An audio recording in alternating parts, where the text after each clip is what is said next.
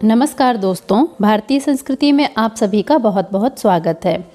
दोस्तों, वैष्णव उत्पन्ना एकादशी वैष्णव कैलेंडर के केशव महीने में कृष्ण पक्ष एकादशी पर मनाई जाती है। हिंदू कैलेंडर के अनुसार यह एकादशी व्रत मार्गशीर्ष मास में किया जाता है।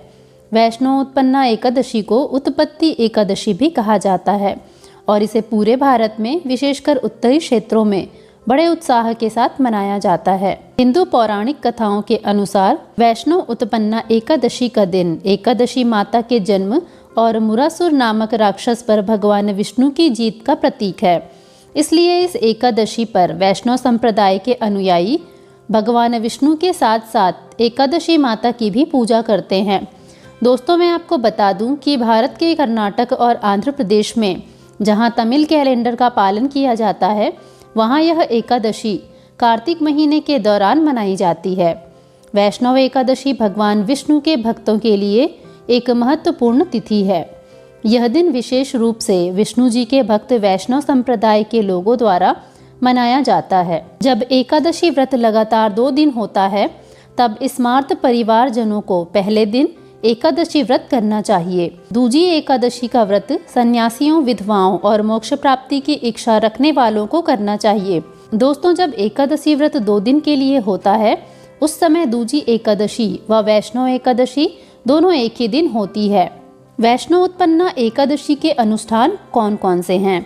वैष्णव उत्पन्ना एकादशी पर भक्त भगवान विष्णु और माता एकादशी की पूजा करते हैं। वैष्णव उत्पन्ना एकादशी का पालन करने वाले भक्तों को इस दिन क्रोध, लोभ या किसी का अपमान करने से बचना चाहिए।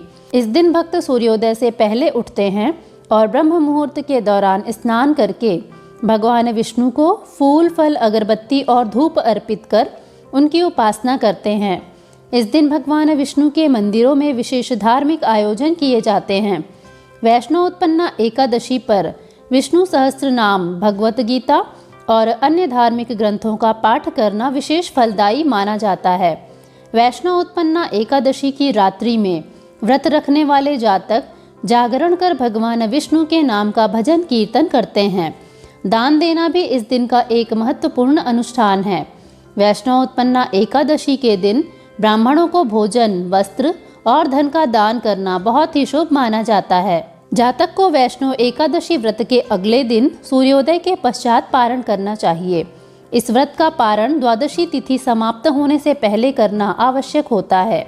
यदि द्वादशी तिथि सूर्योदय से पहले समाप्त हो गई हो तो एकादशी व्रत का पारण सूर्योदय के पश्चात कर सकते हैं।